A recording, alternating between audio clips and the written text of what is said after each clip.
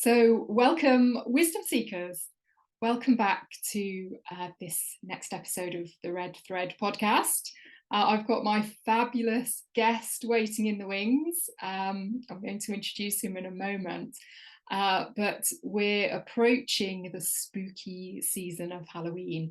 And any of you that follow a similar earth-based spirituality to me, this is often our favourite season. It's one of mine, and I'm sure my guest will talk about it as well. So without further ado, let me introduce my very good friend. He's an academic, a teacher, a gamer. He's a scholar and all-round lover of the horror genre, particularly movies. And he recently presented at the Crones, Crime and Gothic Conference at Falmouth University this summer, a paper on aging women in horror. And we're here today to talk about the archetype of the witch, the wise woman and the crone. So he is a perfect guest for this seasonal episode. Let me introduce my wonderful friend, Nathan Glasgow.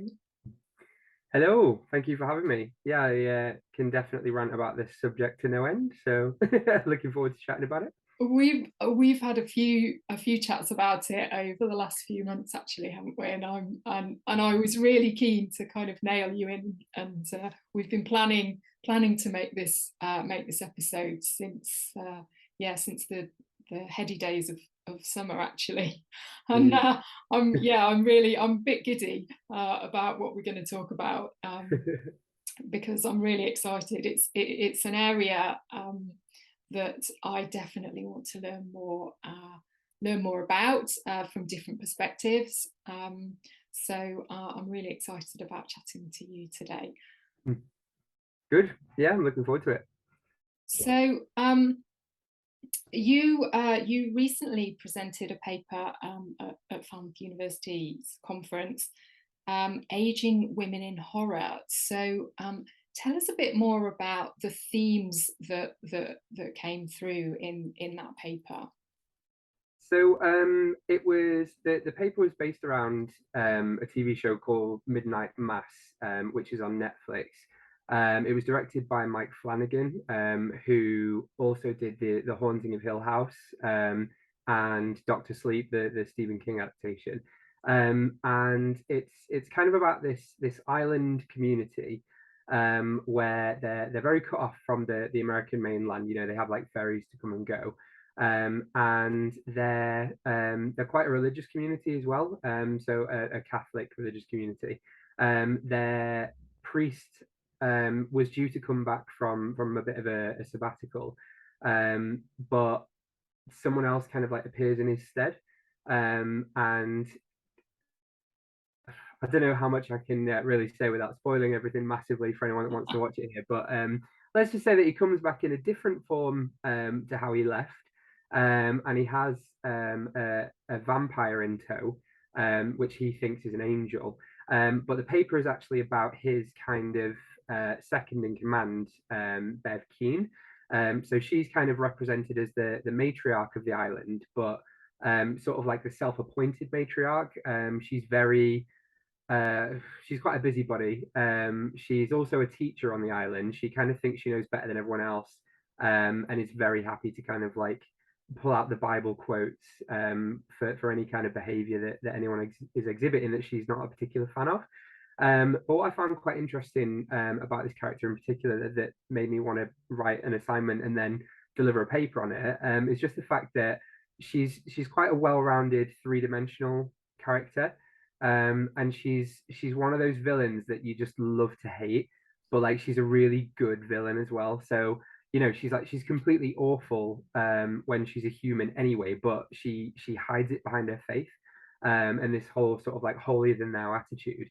But then as this vampire, his gift is his blood that is being given out through the church, and it's performing miracles. Like it helps a little girl walk again, and anyone who has enough of it kind of like is in perfect health, and you know they're kind of de-aged. So another interesting thing I found is that this character is played by a woman who's actually much younger than she appears to be in the show, but she's kind of aged up through through prosthetics and kind of like a bit of a touch up of CGI. So yeah, I found that really interesting to talk about in terms of how, even though there's kind of a resurgence of women in horror, and that they're kind of in these sort of like protagonist roles, and that they're well-rounded three-dimensional characters, and they're not just kind of like the old slasher stereotypes of like, oh, you've got the slutty girl who's probably going to die first, the bitchy one who's kind of there to back everyone up, but then gets bumped off in a nasty way, and then you've got your final girl as well, which is something I'll talk about happily in a bit. But yeah, no, it's just it's a limited TV show. It's 10 episodes. I think it was 10, might be 8 actually. And yeah, you kind of really see all of the just how horrible this character is, even as a human, before she kind of becomes this sort of like vampiric matriarch as well. When the show winds down by the end. Oh, that's really interesting, because you've picked up on a couple of things that I want to come back to. So first of all, I've not seen the show, and I have to say now, listeners, I've got quite a high sensitivity to horror. So although I really appreciate the genre, I'm definitely not as widely read or watched as probably some of you, but definitely as Nathan. But generally in our kind of friendship group, it is a topic that gets talked about a lot, because I know it's something that that everyone loves. And of course, this time of year, there are lots of new shows coming out, new films coming out, and all of the old shows get kind of brought to the top of the menus and stuff. Mm-hmm. So that as a caveat. But talking about this Bev character in Midnight Mass, you've already kind of indicated some of the aspects of the kind of wise woman crone archetype that get distorted often in mainstream media, not just horror. This idea that they're kind of self-appointed matriarchs, they're very bossy.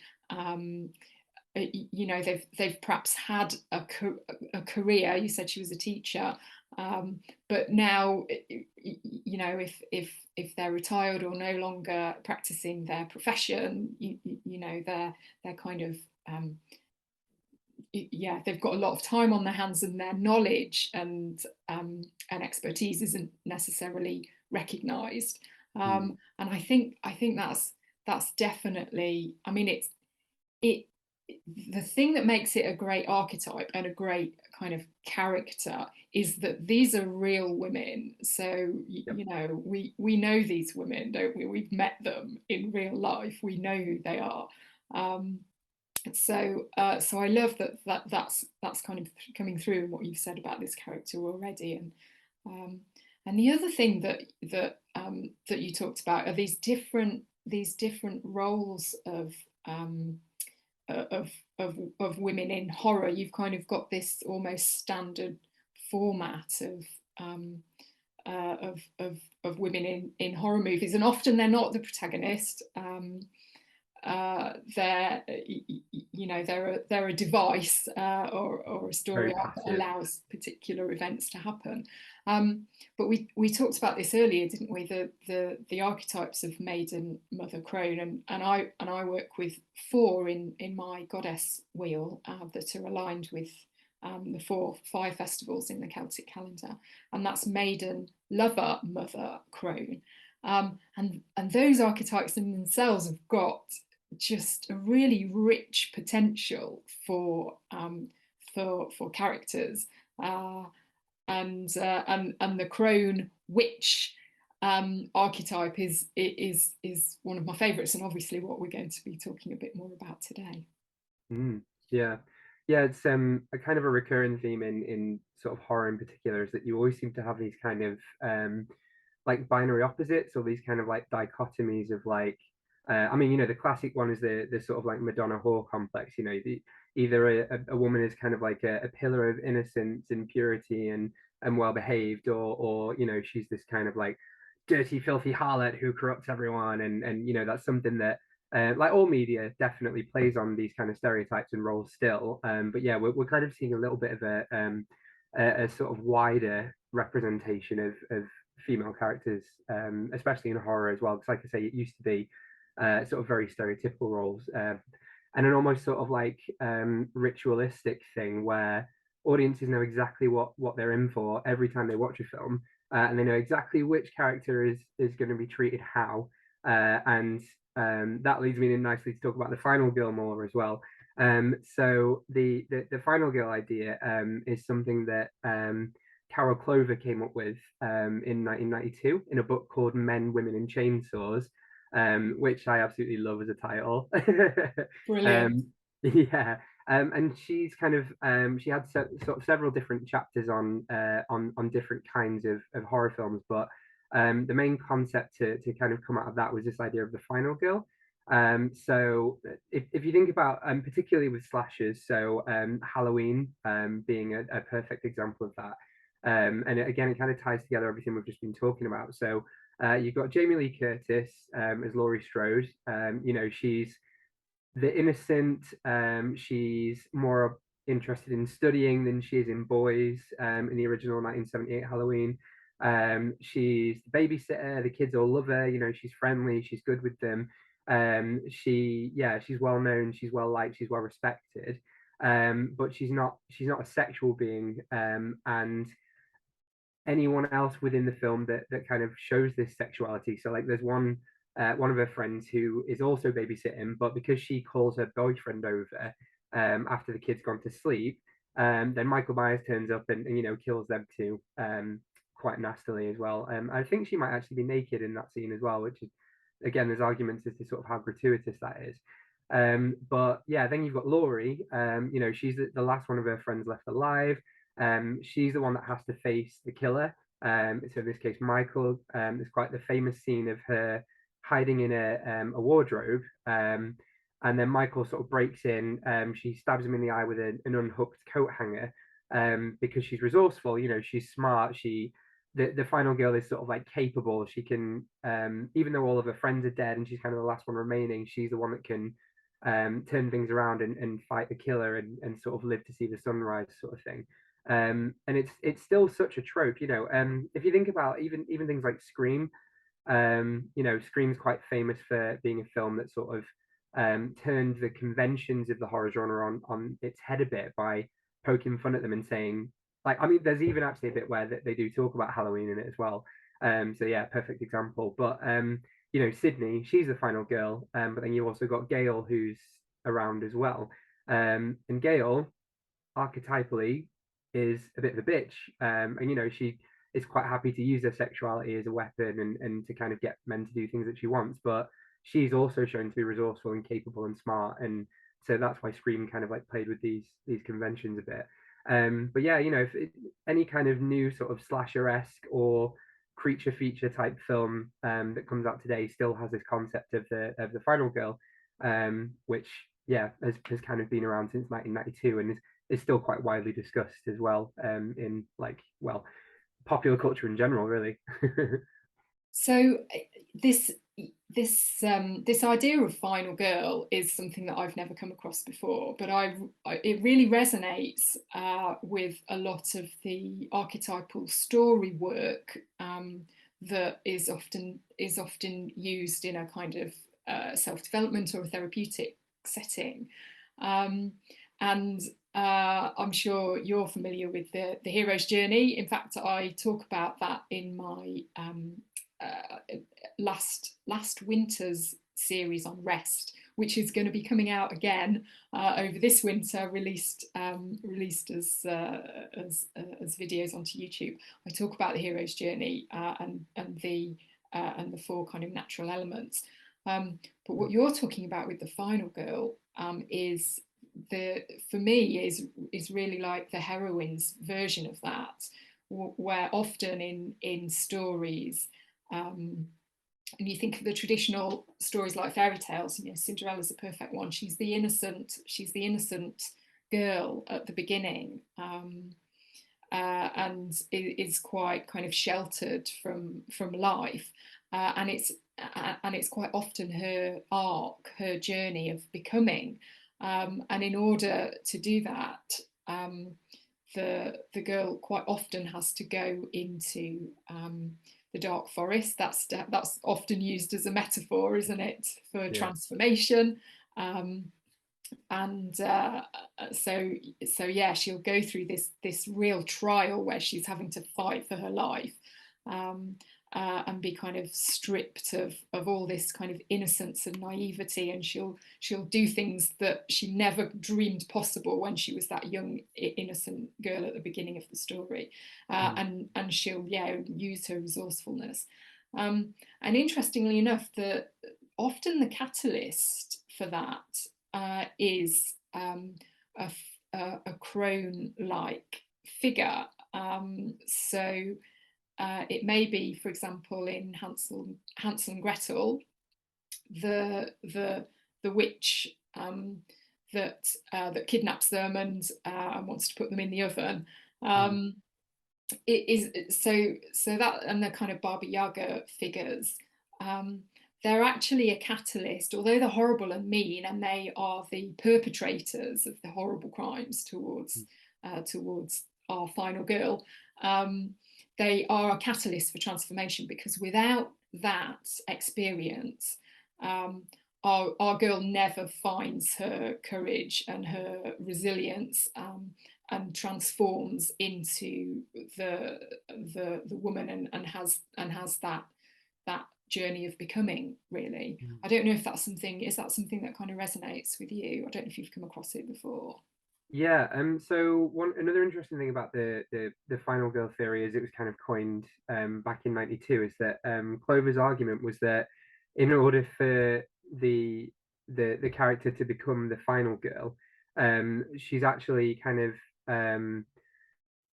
sort of like reducing her own femininity in a way, because she has to take on these stereotypically masculine traits of aggression and violence, in order to kind of stand her ground. You know, like she can't just kind of like, again, I'm being massively stereotypical here. She can't just stand there and cry and have the killer take pity on her. You know, like it's all very much rooted in this kind of like gender stereotyping. Yeah, so that was one thing that Clover picked up on as well when she was talking about the final girl. It's like there's an element of she has to masculinize herself to become this final girl. And again, the fact that it's called a final girl is another interesting thing, because it still implies some level of innocence and vulnerability, and yeah, like yes, she might have to fight on and kill this killer, but it's not going to necessarily like strengthen her for the rest of her life in any way.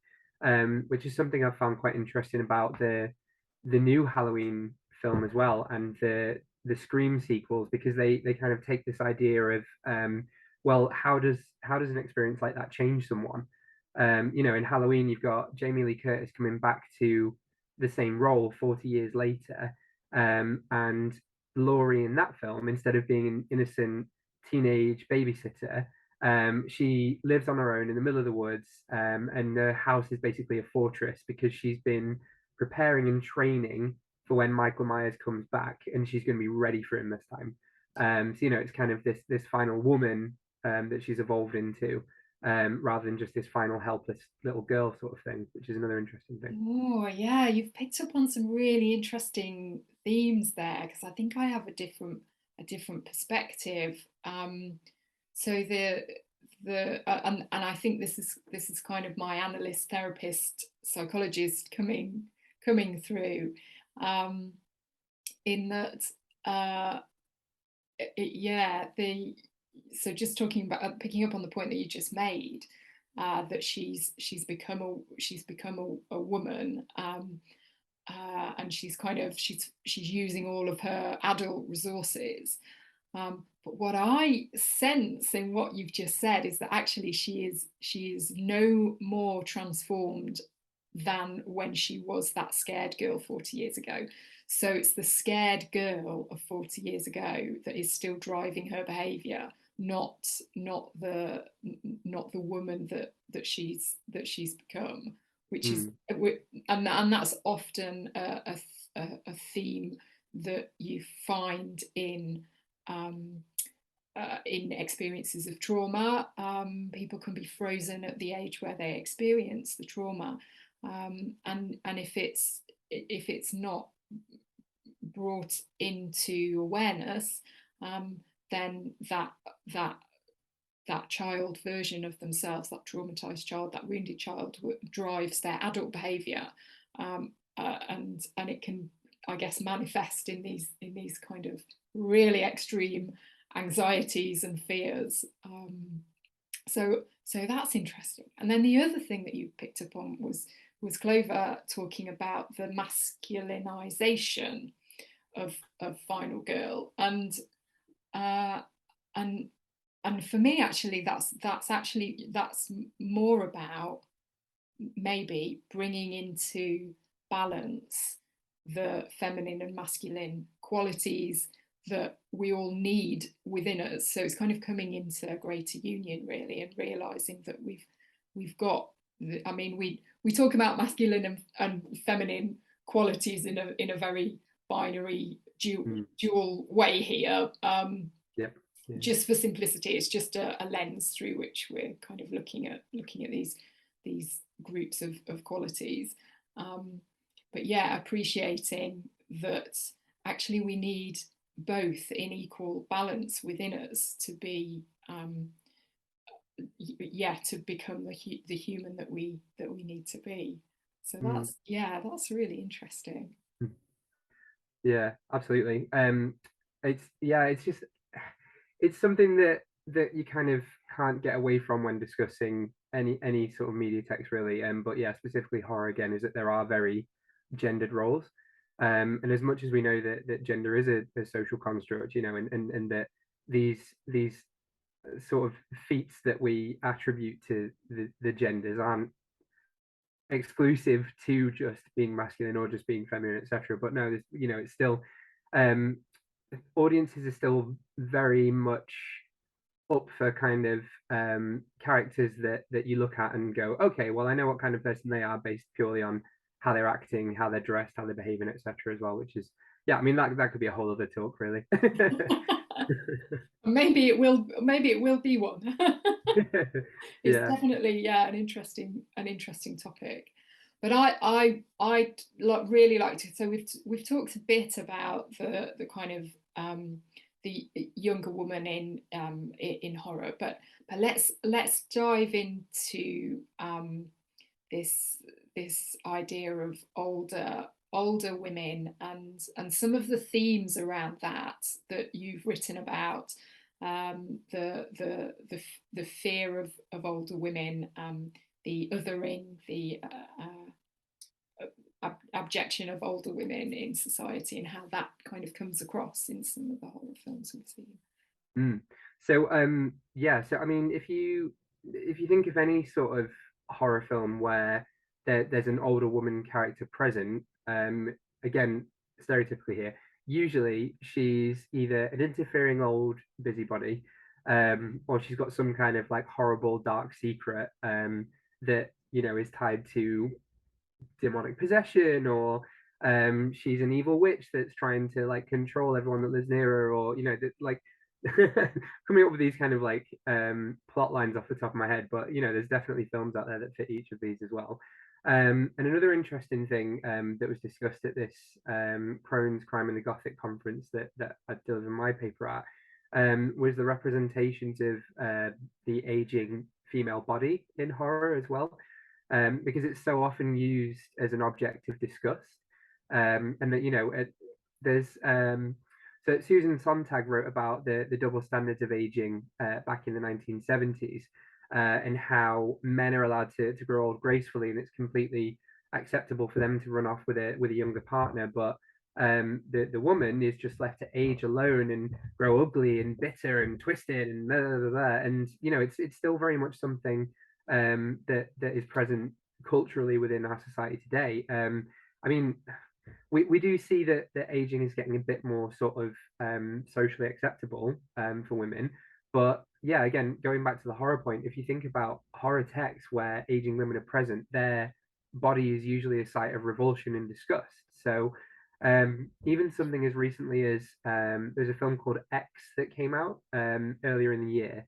So that's a slasher. It's about a group of there's 4 or 5 filmmakers. They've basically hired out a cottage on a farm in Texas, and they go there to shoot a pornographic film. But the woman who sort of owns the farm that the cottage is attached to, she's oh, very old. I'm trying to think. I can approximate age, but I don't think I can. But she was kind of trying to be a starlet in sort of the 1920s and 30s. And I think the film's set in the 80s, so she must be sort of like 70, 80. But again, like at first, her when you see her kind of wandering around naked at night, it's kind of almost, oh, like something's not right here. Oh, and look at that gross old body wandering around. And in other films as well, that this older female body is still used as sort of a cheap shock or scare tactic. So there's another film called The Visit, which is about some kids that go to stay with their grandparents for the weekend. And again, like one night they leave their bedroom. They're told not to leave their bedroom after dark because grandma's not very well. But when they do, they find her naked, kind of like banging her head against the wall and then like snarling and running around. And again, like her naked body is sort of lingered on as this, oh, gross, look, grandma's naked, like ugh, an old woman's body is visible on screen. And it's kind of a very, yeah, cheap shortcut to an implicit horror that all aging female bodies are automatically something disgusting that we should fear. That is such an interesting point, and I think so I definitely experience that from the perspective of a woman. um, um, aging is not something that's acceptable, and it's we try and deny it wherever we can, and I think I'm a mature woman now, and I'm on that path of acceptance of my own aging body. But on a regular basis, when I'm asked how old I am, people apparently it's rude, but people still say, oh, how old are you? And I tell them I'm 47, and they say, oh, you don't look it, as if looking 47, A, would be different to what I look like now, and B, would somehow be bad. Mm. So I think, yeah, I've definitely had direct experience, and I'm sure people listening will have had direct experience of that. And I mean, we're seeing all the images in the shops at the moment of all the Halloween paraphernalia of the warty witches, and Mm. I am going to watch Hocus Pocus 2. Sorry, I know it's out on Disney at the moment, but I am going to watch it. But yeah, that the transformation of those women, and it's really monstrous. The way the distortion of the female body into this kind of craggy, gnarly, warty, disgusting witch, that's, yeah, repulsive and frightening. Mm. So yeah, and I think that's exactly as you say. It's implicit in society that, or it plays on this implicit undertone in society that aging women are not acceptable and not nice to look at, uh, and have no place. I think it's about not having a place. It's like, no, you don't fit in. You're scary. You're uncouth, and you don't, yeah, you don't fit with and that's this kind of idea of othering as well, isn't it? Kind of, which I know you've talked about in your paper. So yeah, tell us a bit about that theme. So I did another piece of work on Jessica Lange's characters in American Horror Story. So again, for those of you, if you're not aware, American Horror Story is a kind of anthology show. There's a new season every year, and for the first 4 seasons, Jessica Lange was in them, and her characters were always sort of these aging or older women, as she herself, is an actress that had a bit of a reemergence from appearing in American Horror Story after not being very visible on the screen for a long time. And this kind of really catapulted her back into the limelight.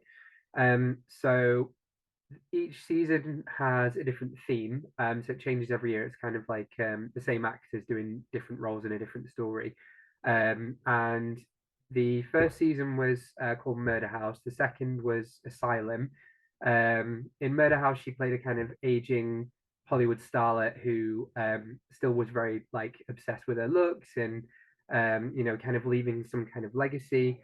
In Asylum, she plays a nun who has a dark past and is kind of a bit, well, sexually deviant as well in secret, which again was kind of played as this sort of like fetishization of the nun in the first place, as this kind of woman that should be innocent but has a dark side.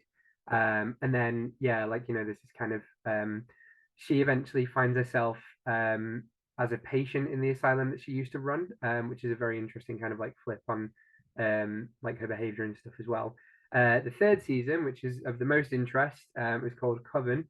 So that was about their spin on witchcraft was that there were Salem witches who originated in Salem around the witch trials, and that's how they kind of gained their power from Tituba. But Tituba was actually a voodoo witch, and she kind of taught these girls witchcraft, and then now there's these kind of rival factions of voodoo witches and Salem witches. And then the fourth was Freak Show, which was she was this kind of very Marlene Dietrich kind of character who ran a traveling freak show, but treated all of her freaks as her sort of children and stuff as well, but still dreamed of kind of getting back on TV and kind of having this show of her own sort of thing. But Coven's the most interesting because that's sort of where her character sort of had the most power. So she was the most powerful witch of her generation, which was known as the Supreme. But a very interesting aspect of the Supreme mythology is that as a new Supreme rises, so comes into her powers, begins to flourish, etc., the old one begins to die and wither away. So it could either be through sort of like cancer, it could just be some sort of different disease, but there's still this idea that of pitting young women against old women, and that for one of them to flourish and succeed, the older one has to die and wither away, which I find very interesting as well. Yeah, that's fascinating actually, and I haven't watched all of the American Horror Story seasons. They are so well done that I find they really really affect me. And in fact, I think I started watching the second season of Asylum and and had significant nightmares, so I had to stop watching it for a while. But that actually, one's I'm not. very dark. Yeah, I don't think I'm alone in that. I think a few people, definitely a few people I've spoken to, are like, yeah, I kind of watch it in batches when I can handle it. And yeah, so this topic of kind of pitting younger women against older women, and it plays into this narrative about aging as an unwanted process, which is it's so inherent in our society. It's actually quite difficult to talk about and put into a kind of meaningful dialogue the opposite perspective of that, because I mean, actually it is the cycle of life, and and we as people, we have our seasons, and we wither and die, but the value of the older woman, the crone, is in her wisdom actually, and she may not always impart that wisdom in the way perhaps a mother archetype might, as very caring and compassionate. The crone can be very challenging and direct, and like I said earlier, in the Dark Forest, she's often the catalyst for the transformation of the heroine. Yeah. so it is this kind of value of her wisdom, but ultimately she is going to pass on. So she will die, and do we make the most of her while she's around, or do we kind of consign her to the dungeon? Yeah. I mean, it's such a shame that that's still kind of like the dominant idea within storytelling, that, you know, there has to be some kind of conflict between this older woman and this younger woman, because like you say, they could learn so much from each other. You know, like, yes, every generation is different, you know, like they live differently, they act differently, they behave differently, they have different culture, etc. But there are so many things that you could still learn from your elders, that they too could, like, you know, that you two could learn, sorry, that could still work the other way around, because everyone's just got such a different lived experience. And I think that's something that's always been really interesting to me in terms of like media or cultural study, um, is just, yeah, learning more about how different people live and how they behave, and how they interact and how they approach things, like the way they treat older people in society, or you know, the visibility of older people in society as well. Because that was another thing that I wrote about in my work, in that older women in general aren't as visible in horror as a genre, and when they are, like I said earlier, it's usually they're a site of disgust, they're a site of repulsion. So things like Halloween have been really interesting, because it's kind of taking this classic character that was the final girl, aging her up, and yes, using that experience and, you know, that trauma to tell a new and interesting story with a more three-dimensional version of Laurie Strode compared to the younger one, you know. And the same with like American Horror Story, you know, it's like one of the first times that we saw this sort of strong, powerful older woman that isn't necessarily written off just because of who she is. And if anyone does try and write her off for who she is, then, well, in the case of Coven, with a flick of a hand, she can just literally blast them across the room into a wall. So, you know, don't I write her love off, that. sort of thing. Yeah. So yeah, and you talked about these characters being much more three-dimensional rather than just a device within the film or the book. And I think what's really struck me, and I was just reflecting on it today actually, is the trend over recent years to unpack the backstory of our favourite wicked witches. Mm. And I first came across this idea, and I'm sure there's lots of stuff out there, but I first came across it when I went to see Wicked the musical, which unpacks the story of the Wicked Witch of the West, in Frank L. Baum's The Wizard of Oz. And I absolutely, I mean, I love the musical. I'm a big fan, but I absolutely loved this idea that these are characters too, you know, and it really resonated with me, because as a young girl, I was always far more drawn to the villains and the wicked witches than I ever was you know, the heroines or the heroes of the story. And then, of course, more recently, we've got Maleficent, which is the unpacking of that backstory of the Wicked Witch in the Sleeping Beauty fairy tale. And there've been a lot of other. I'm picking on Disney, but Frozen is another good example. That looking at that from another lens, you know, she's the evil ice queen, but we see her story from a girl, don't we? Yeah, and Cruella was another one as well. Although That was I enjoyed Cruella, but I still thought it kind of fell into this younger rising star versus older aging, like being in the business for quite a while, sort of, yeah, rivalry again, which I was kind of like, oh, that's a bit lazy, but I still enjoyed the film. It was yeah, it was entertaining. Yeah, so yeah, this idea that these characters they've got a bit more to them, really. Mm. Yeah, I think another trend I mean, yeah, just I mean, you know, Wicked is an example of that being really well done, of kind of taking this well-known established character and sort of delving back into their history. But I think it's also kind of part of a trend that we're seeing, not just in horror, but sort of in media in general in the minute of kind of re-examining stories, or like approaching them through a different lens, or again, horror is a great example of this because of the concept of the reboot. So um so sorry to explain again. So you know, you've got remakes of horror films which kind of take an original and make another version of it, but stick to the same overall story beats, the same overall characters, etc. And then you've got kind of a reboot, which sort of is almost like a sequel, but also kind of a passing of the torch off to a new group of characters that can kind of take this mantle and run with it. Which is again kind of links back into what we were talking about earlier, in that there's actually quite a lot you can learn from each other if you kind of talk to each other.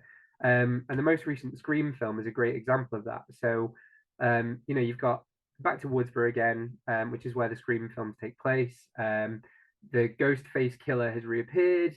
He's attacked a bunch of teenagers, killed a few, and Sydney Prescott, the survivor of Scream 1 to 4, gets called back into it again. And she, I mean, I love the character anyway, but she has this kind of moment where it's almost like she's like, someone calls her to let her know what's happening, and she's almost like, ah, this shit again. Like she's very tired of it. She's very done with it, but The she's still ready to reluctant. go back and kind of fight, you know, for the people that she loves that are still going through it, sort of thing, which is again quite an interesting sort of maternal aspect of it as well. Yeah, so like this sort of aging woman as protector is another kind of thing that we're seeing within horror lately. So like I say, Sydney Prescott, Laurie Strode in Halloween. Yeah, there's sort of various examples again. So yeah, we're seeing some interesting trends, and it's like things are starting to change for the better. We are getting a much more sort of diverse representation of women in general, specifically older women, like say, which is what I've been looking at. So yeah, it'll be interesting to see where things go sort of in the next few years, and what the next franchise to be revived or remade or rebooted will be. Because again, you've got some that kind of put gendered spins on things instead. So Evil Dead, another classic horror film, another favorite of mine. You've got the sort of original films made in the 80s by Sam Raimi, which starred Bruce Campbell, so you had a male protagonist. But then in the remake that came out in 2013, you had a female protagonist instead. But again, she was kind of layered. She had a bit of depth to her. She was a recovering drug addict. Her friends had taken her away to this cabin for the weekend to try and, like, well, literally exercise heroin out of the system. But they discovered the Necronomicon Ex Mortis, the Book of the Dead. And if you read from it, it releases these Kandarian demons that possess you. And the only way you can, well, you can't very easily exercise one of those, but the way to kill them is that you have to dismember them in some way. But Mia, the protagonist, she's our final girl in a franchise that was traditionally, you know, led by a man. So it's very interesting to me as a huge horror fan and a big nerd in general to kind of see these spins being put into things anyway. And as a feminist, it's great to see, you know, that more women are getting these protagonist main character starring roles, which is great. So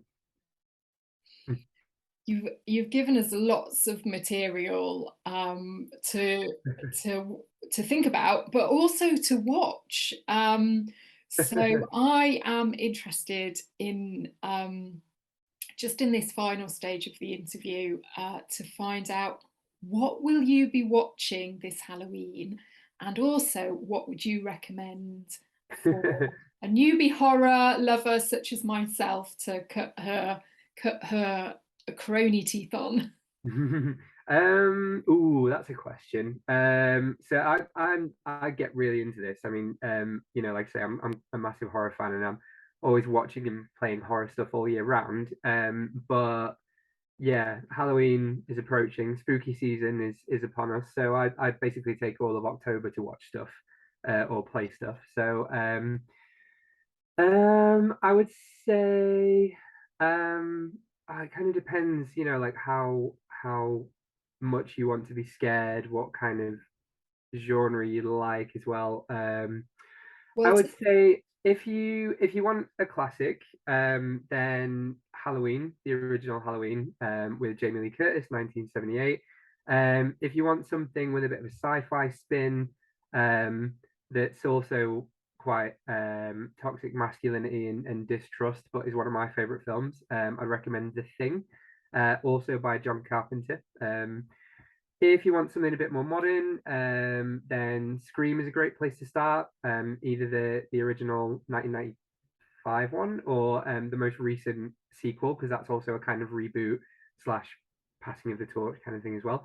If you're a video game fan, there's endless good horror video games to play. There's one called Dead by Daylight that's pretty cool. It's sort of a multiplayer game where five of you play as the survivors, and one of you plays as the killer. So the survivor's objective is to start up some generators, open some exit gates, and escape. The killer's objective is to make sure no one's left standing, which is quite interesting as well. And there's various licensed characters in that. Oh, one more recommendation. Sorry, just reminded me. The newest Hellraiser is very good. I watched that the other week. Again, interesting because they've gender flipped Pinhead, who's quite a horror icon, to be played by a trans woman actress, who does a great job as well, as the now titled Hell Priest. Extremely gory though, but visually incredible in terms of the practical effects they used for the wounds, the violence, etc. as well. So yeah, if you just want something nice, Hocus Pocus, the first one, very good. And if you want something that's thematically great for Halloween, there's a film called Trick or Treat, which is a good Halloween classic as well. It's kind of an anthology that tells several different stories that weave together. It's not as gory or nasty as some of the ones that I've mentioned, but it's perfect Halloween viewing. So Trick or Treat, I would definitely recommend as well. Oh, fantastic, Nathan. I've got a whole list now to get me started. And you know, so just for the benefit of the listeners, Nathan and I really love talking about the effects and the makeup.